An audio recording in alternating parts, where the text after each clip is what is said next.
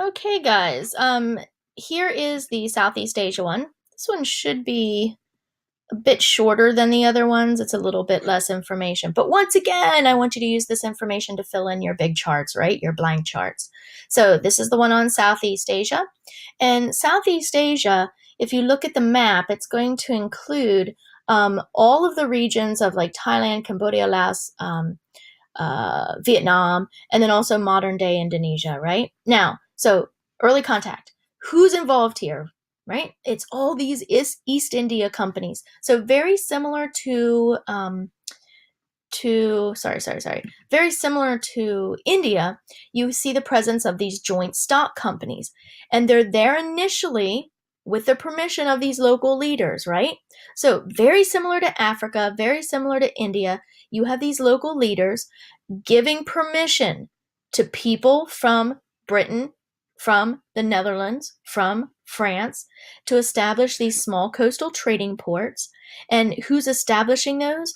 These East India companies, who are these joint stock companies. Okay, so it's the local leaders that are giving them permission. And this is exactly the same as India. It's exactly the same as what we saw in Africa. Okay, now in Southeast Asia, it's a little bit more complex because we have different groups controlling different regions.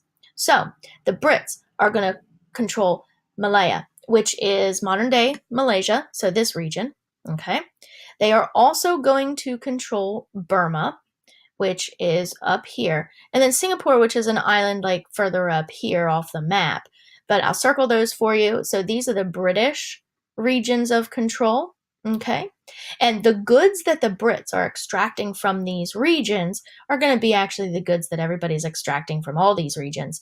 Two things: tin, rubber. Wood products is going to be a common thing as well, but the two things to really remember about this: tin and rubber.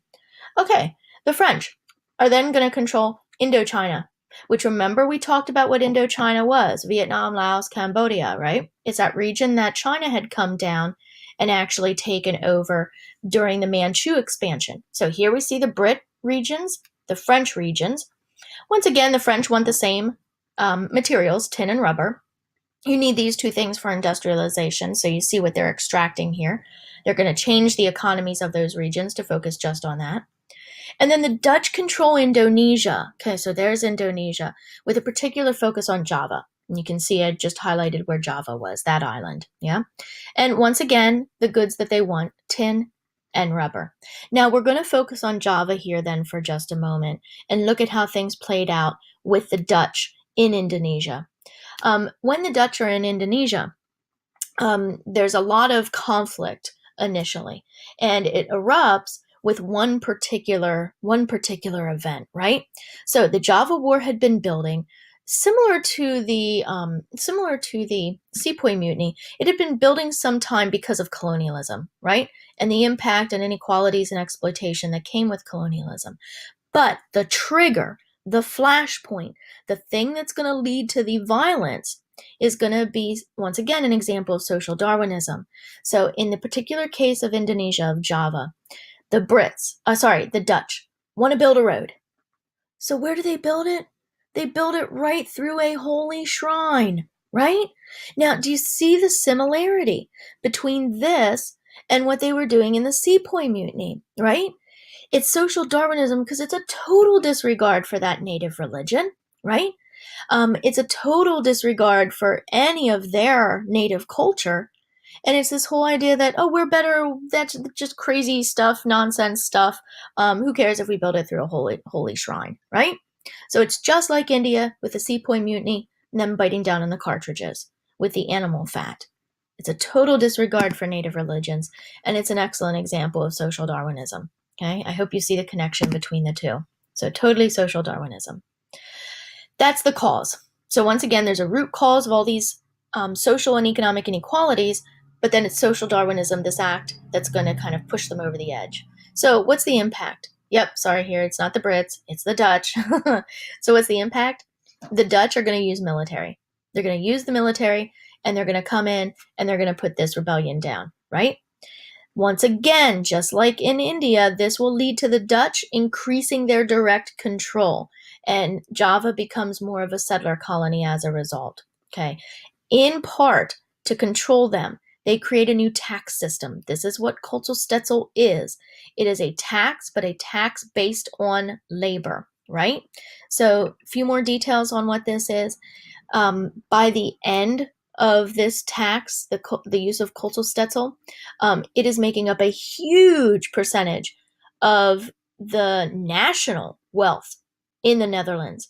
So they're getting like 20 some percent of all of their national income from this one tax in Java halfway across the world, right? So notice how high the how important or how much these European powers, look at how much they're relying on these colonies for their livelihood, right? So this is eventually this is going to be a weakness in their economy. They're relying on them so much that when revolts start to get too bad and they can't control them anymore, it's really going to devastate them.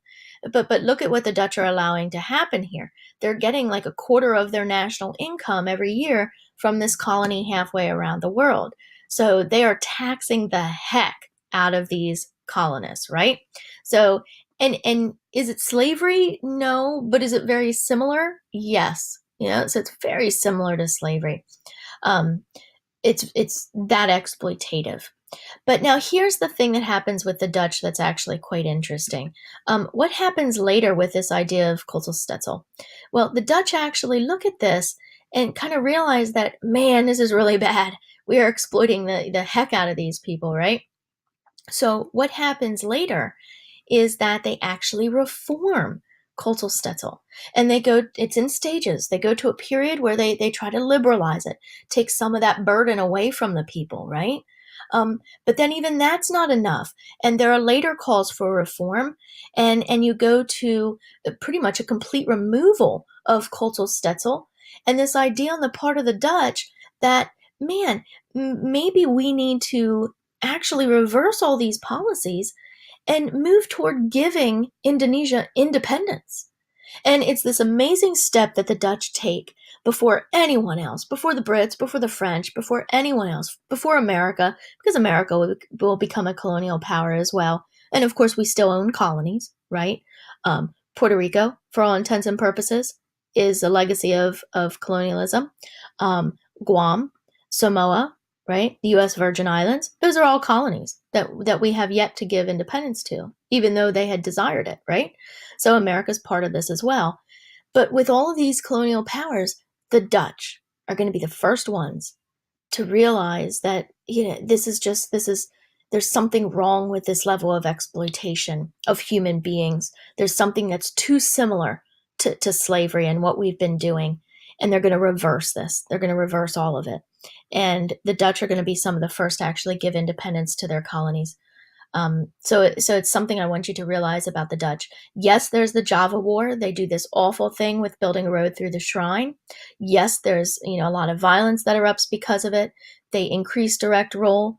They establish Kozelstetzel, which is almost like a form of slavery, right? This tax that is a labor tax where people are producing so much, but they're not benefiting. It's going to the colonial power, right? But they liberalize later, and the Dutch reverse it. Yeah. So you have two reactions, two responses. You have revolts, and then you have this push for reform. And the push for reform was not only coming from the Dutch, but it was coming from the people in Indonesia. The only difference is the Dutch listened, right? So you have push for reform coming from the Indonesians as well as the Dutch. And then you have that classical response, which is to fight back, which they do during the Java War. Okay? That's Southeast Asia. Southeast Asia.